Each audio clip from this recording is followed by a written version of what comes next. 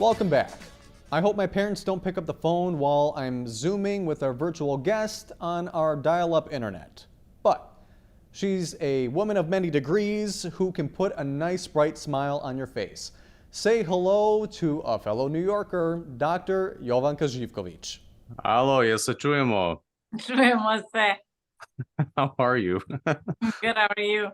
Good, I'm excited. I finally have someone virtual from across the country. Am I the first one? The first virtual one, yes. Oh, wow. Okay. Well, thank you for coming on the show. What I want to do is highlight people in different industries. And of course, I follow you on social media and I see what you do. And I find it very fascinating that you're promoting, good dental hygiene and tips and stuff like that through your social media. And of course, promoting yourself and your business, which I think is super important. But what I really want to know is your humble beginnings. Where did you grow up? Was it New York? Did you come from the homeland? So I was born in Serbia and I came to New York 13 years ago. I have never wanted to live here, which is very funny that I ended up here. Then why'd you come here then? I got a green card on a lottery, imagine, and I didn't even apply for it. Oh, wow. So, after I finished the dental school back home, I came here for like work and travel program, just like, to practice my English a little bit. Mm-hmm. And then I went back. I had actually one more exam to finish the dental school. I finished the dental school and I was like, okay, whatever, and then we all applied for that. And then suddenly out of three of us, I got. Oh, wow. So your next destination was New York, right? You didn't necessarily have a choice?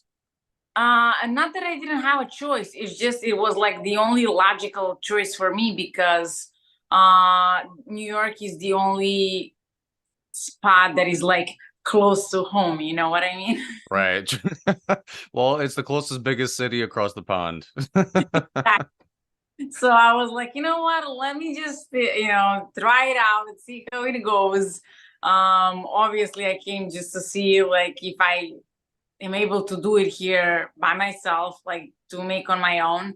Because I knew that back home I would be like sad pretty much, and then I knew how my life would turn out. And then I liked the challenge, and I was like, let me go and see how it, Yeah. how it's going out. Yeah, for sure. But did you always know that you wanted to be a dentist, or did you want to be something else and then you eventually found your way here? So I knew I'm not gonna go to like a general high school that we have back home, right? I wanted like more specific education. I didn't know exactly what that would be. And then my parents, we had like a family friend that she was in dental, doing like a technique, like making the crowns and making bridges, like basically making teeth, right? I went there, I saw what she's doing. I was in general always good with my hands and stuff. And then I was like, you know what? Maybe I should go to this high school. So when I was 14, I started high school for dental technicians. And then, like the only logical thing was to go to dental school back home. Right. Odakle si ti? Ja sam rođena u Pančevu. Oh, represent Pančevo. But I was the first generation that was born there. Oh, wow. Where are they from? My parents and my grandparents are born in Bosnia. Where specifically? Specifically, my mother, she was born in Banja Luka, and my father was born in Mrkonjić Grad. Oh, okay, because my family's near Bijeljina.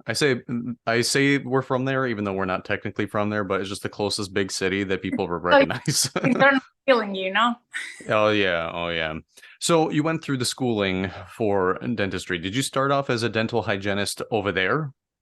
No, I went in a high school for dental technicians. Then I went to the dental school, and then once I was done, I was a dentist. We don't really have a school for dental hygienists in Serbia.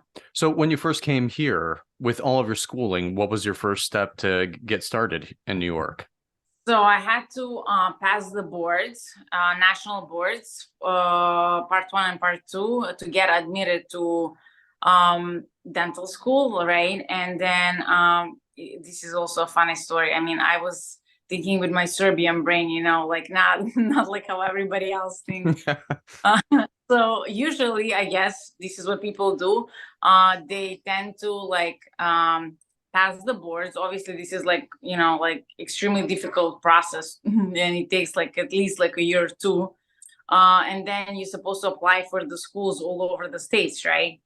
Me, you know, I didn't know this, so I passed the boards, right? And I was like, okay, I'm in New York, you know, and where I'm gonna go to school, because in Serbia you go to school in your hometown, right? Right. And like, okay, so what I have as an option, I have Columbia and NYU. So I applied only in two schools, Wow. thinking like, you know, this is how people are doing it. For In sure. turns out it is not like this, right? But I was fortunate enough that I got accepted at Columbia University, and they were taking only like two people from the entire world. Oh, wow. Yeah, so I was like, oh my God, I cannot even believe that this happened, you know? I mean, go buy a lotto ticket. First, you got the green card lotto, then you got picked for your schooling. Go get that Listen, lotto ticket. believe that I was meant to be here. Sudbina, that's all you can say. Is there anyone in your career that you would say was like a mentor or like helped you out in your career by any means? Uh, when I moved here, I met people at Columbia that helped me in a way that connect the dots between our education over there and education here. Because it's a little bit different. And you know, they helped me like do all these advanced things that I do right now in my office. Mm-hmm. Like severe cases that not really every dentist can treat. Gotcha. What is one procedure or service you enjoy doing at the office? What do you think? Uh, Like that's easy. I can do it. Now it's like I like doing veneers and crowns, obviously, because it just gives me this instant like reward, you know what I mean? And I see Right. that people love it, and then it makes me feel also like good. Mm-hmm. And but I enjoy doing the like complicated cases and like surgery that other people don't really have a habit of doing it, right? Mm-hmm. And it just gives me, you know, like satisfaction. Yeah. You're like a painter painting, right? Where it's like you have your little tools to make it all fancy and nice, and in the end, you can see what you created at the end. Correct. So, describe a time where you had to deal with like a bad set of teeth. What was the problem, and how did you treat it? Oh my God. I had a patient once that was in so much pain. I think I even posted it on my Instagram. He was in so much pain, and he literally ripped his own front teeth, like the top and bottom bridges. Oh, And he was, wow. you need to come, and like, you need to just fix me. You know, I was like, okay, just come and then we'll figure it out, right? Right.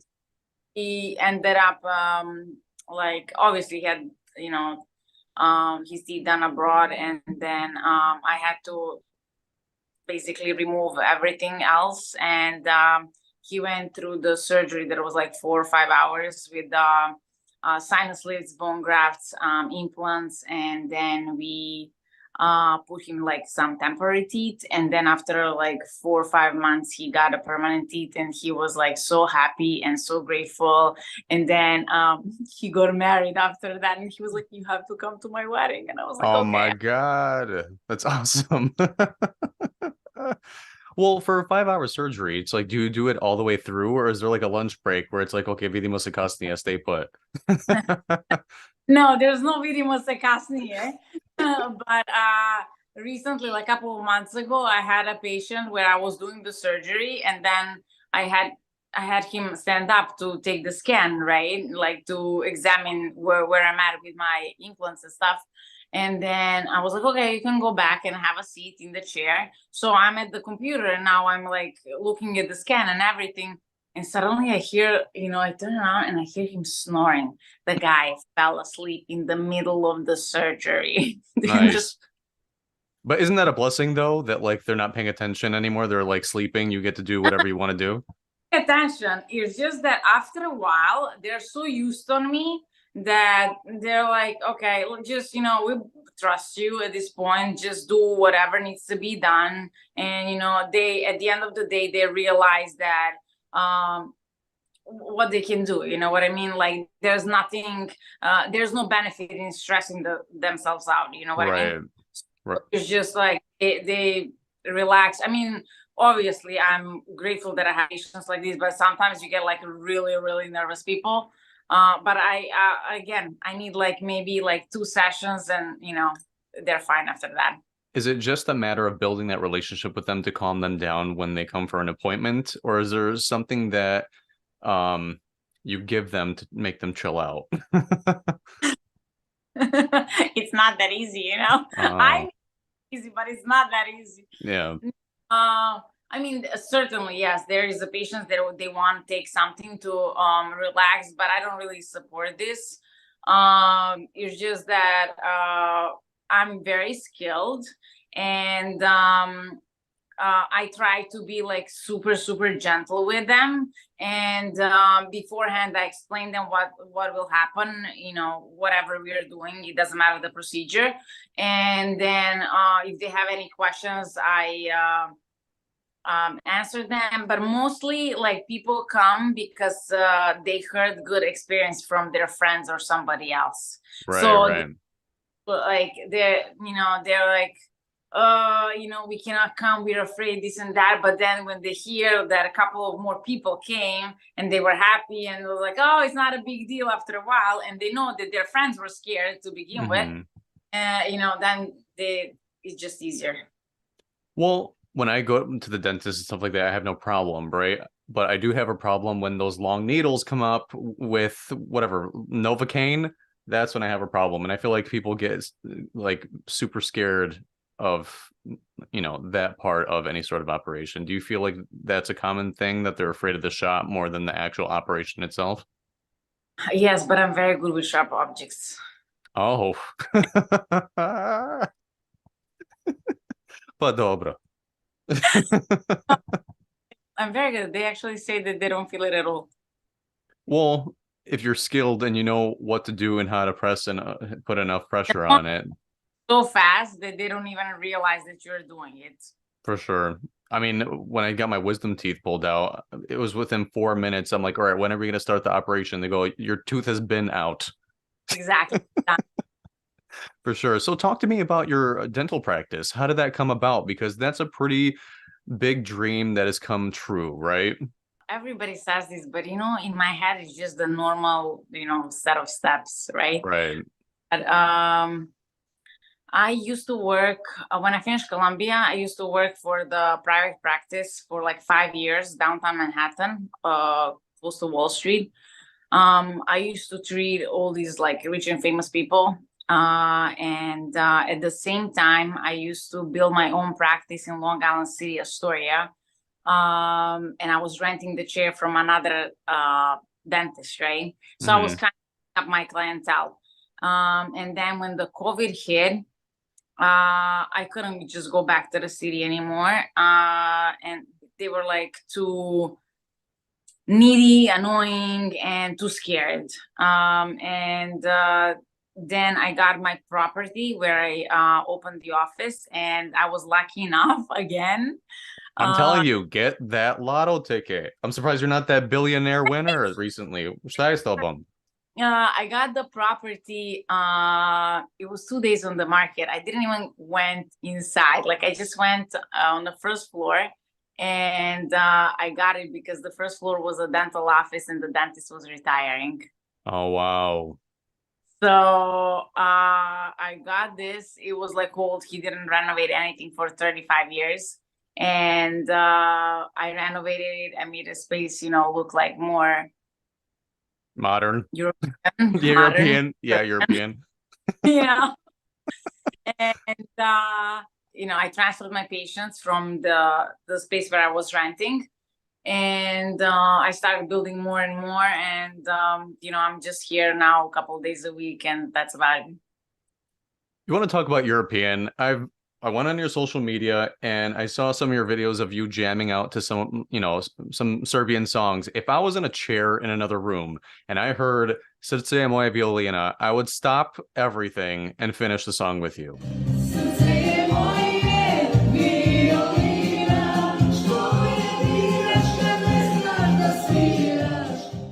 Okay, I mean, you should definitely come and we should do this year, I mean, hey, you never know. I've been meeting up with people and filming, them teaching me their talent. Maybe I'll shadow you and just be like, you can show me how to do things. 100% I would. It's just that my field is very sensitive. A lot of people are afraid of the dentist. I don't know how many times I heard, oh, I hate the dentist. And then they're like, oh, no, we don't hate you. We just hate what you're doing. Basically, like, I had this kind of music help me so many times. First of all, myself, sometimes, not all the time, because if I blast this like 24/7, it can be a problem for me to focus if I have to do something. Right. But sometimes helps me relax the patients. One time I had a patient that was like with severe gag reflex. I could not. I come close to him. That's it. It's done. Like, I have to leave. And then it was funny because then I started like playing Shaban. Anything is cured and everyone calms down and pauses for Shaban. You are correct. Like, he was like, and then once he started doing that, that's it. No gag reflex. I was like, God bless. Yeah. This is it. I care about. I don't, Right. Hvala Šabane, gde čuješ I ne čuješ. Another patient also was super afraid. I was in the middle of the surgery and he was like moving on every single thing. And I know as a fact that it doesn't hurt. It's just that when people know what you're doing and basically they're staying without, their natural teeth, even though they're bad, right? Right. Still a mental shock for most of the people, right? Mm-hmm. So obviously I pull up Shaban again, my lucky charm. Otvori mi svoja vrata. And then when he heard it in the middle of the surgery, he's numb, like everything is open and he's like spreading his hands and he starts singing. Nothing. That's awesome. Nothing. I wish you had that on camera, honestly. Oh, I do have a couple. Oh, you do? Is it on your social media? It's not. Maybe like I have to look for it, but I'll post it for sure. So when it comes to your dental practice, how did you come up with the name? Is it anything that's significant to you? Yes. I mean, mammoth, obviously I spelled it like Serbian spelling, right? Not me. Like my great grandfather, when was in Bosnia, when they had like klanovi, right? Mm-hmm. To call him Mamutovic because he was doing the trades with animals, right? And his animals were like the biggest and the best, apparently. Yeah. We're like, oh, like Jovo Zivkovic, which is my great grandfather, but my father has the same name, right? Mm-hmm. He's like, animals are the best, like the biggest, like they're like mammoth, Mm-hmm. And they knew then sometimes they wouldn't call them Zivkovic by my last name. They would call them, they would refer to them as Mamut or Mamutovic because of that. And then I was like, you know what? I'm just gonna take it because it's technically like my another last name, right? Right. And Mama has a tusks, right? So it's kind of connected with dentistry. Right. And I just wanted to keep this, tradition. Well, yeah, there's a theme here. Incorporated with my profession, right? And the logo that is like a tooth with the mammoth head. Awesome. I did see on your social media or also on your website as well for the services that you provide at your dentist office, apart from cleanings and stuff like that. I saw Botox. Is that like a common thing for dentists to do, like med spa treatments these days? Do you see these degrees? Are you a dermatologist too? Look at this. And this is only what I could find basically to put it on. Oh, good. Well, when did you like sleep, eat, and go out? Yeah, but you know what? I always find time to go and have fun, because if you're not having fun, what are you doing? You know what I mean? So let me answer your question. I feel that dentists are like next to dermatologists. So we are the closest to the area, so we know all the nerves and veins. So we kind of know where to administer the Botox and fillers. That's what I figured, because you guys would understand facial structure and all that other stuff. So I guess when I think about all that and take it into consideration, it makes sense for dentists to do that. It's just when we think dentist, we think teeth. I don't think I'm going to get my lips filled by my dentist. Yes, I agree with you. I mean, I know how to do this, and I'm doing Botox since, let me see when. I don't even remember when was this. Probably 2000. Okay, 2010 one, and one is from 2008. Okay, so a couple years. But like my primary thing are teeth, and then like I have patients that want to get this procedure done, so I do it as well. How many cups of coffee do you need to drink to stay energized to do what you do? Coffee at all. Oh at man. all. I eat healthy. I work out almost every day, and it's just I'm naturally like a hyper as a person. Now I have questions when it comes to general dentistry that perhaps other people aside from myself would be interested in knowing, right? So what can people do to prepare for their dental appointment apart from like brushing their teeth and flossing? Because I could imagine that like you've run across people that actually have bad breath even after brushing their teeth. So what are some best practices to help prepare for that? Come also from the stomach, not only just from the mouth, right? So if they have something to eat, this can create like certain reflex, and then they can have a bad breath. But in general, they can use the mouthwash or something, but regular cleaning checkups, that's about it. Now, fluoride seems to be a touchy subject with people and like dentists. More and more products are coming out without it, but what's your view on fluoride? I mean, we have it in the water, right? Right. 0.1 liter. But I'm not against, and I'm not for it. It's just that, as everything, you have the cases and people where you're supposed to use it, and you have people in cases where you're not supposed to use it, right? Let's say when I was a kid, we should have used it more. Because I see a lot of people in my generation, and even like kids younger, that they don't have a proper oral hygiene, and also they eat a lot of sugar, right, which then builds up, and if you don't brush and floss, that creates cavities. So in those cases, fluoride is very good. It remineralizes the enamel and makes it stronger, right? But and also it's very important, the dosage. Here what I see, when kids are going to pediatric dentists, they put the fluoride every 6 months, and they put so much and like excessively that kids end up having like white spots or brown spots on their teeth, or maybe when they're having the braces, so or they put like a lot of fluoride so they don't get the cavities. But again, if the hygiene is good and proper, the chances are like small, or maybe they get 1 or 2 cavities, but that's like nothing comparing that you need to have that your teeth are completely like, let's say, brown from fluorosis, which is like condition that you get from excessive application of fluoride. The other day I actually had a girl that was 13 years old, and literally she did not smile at all. She got referred to me by the pedo dentist in the city that I used to work with, and then the kid just refuses to smile. Like, her teeth are all different colors, from brown, and this is just because she was treated with too much fluoride. Wow. She have to And her teeth, she had braces, and her smile is great, like in terms of position of the teeth and everything. It's just the color is horrible.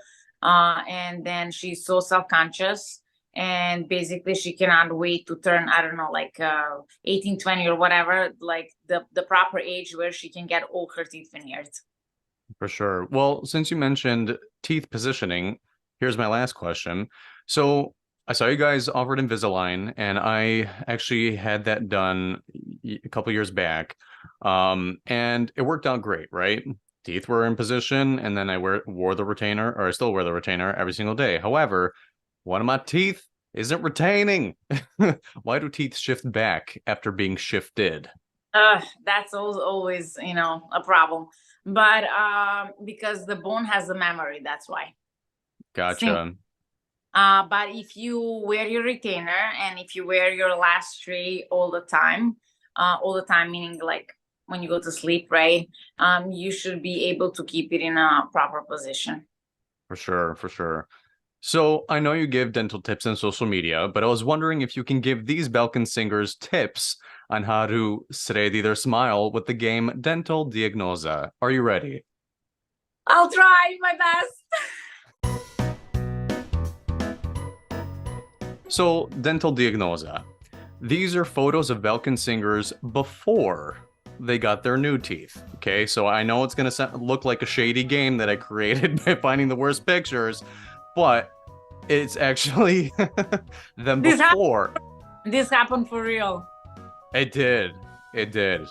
So you're going to tell them what they should be doing with their teeth. Okay. Where All right. did you find this? First up is Katarina Grujic. I see a missing tooth and some shifted teeth. And I see the crown on the front central incisor that is bigger than her natural. I mean, this is horrific. But I'm glad that she fixed them. Yes, she needs implants, and then she needs veneers. For sure, which is, I think, what she ended up getting. All right, next up, we have Era Ojdanic. Ooh, I see he has a missing tooth in the same place as Katarina did. Yes, yeah. So he needs implants, and he needs a full mouth rehab, actually, because he's grinding. He's severe grinder. He has a very pronounced muscles, facial muscles, masete, and that is making his teeth basically crumble in front of his eyes by grinding. So he needs a full mouth rehab and a night guard at the end. For sure. Rada Manojlovic. Honestly, I see that her teeth want to go everywhere. This is horrific. She did the veneers. She has a baby tooth on a canine. And I know, I mean, they did actually, they did root canals and they did crowns for something like this to be corrected because the teeth are in like a very bad position. But what should have been done to be like properly done are braces, actually.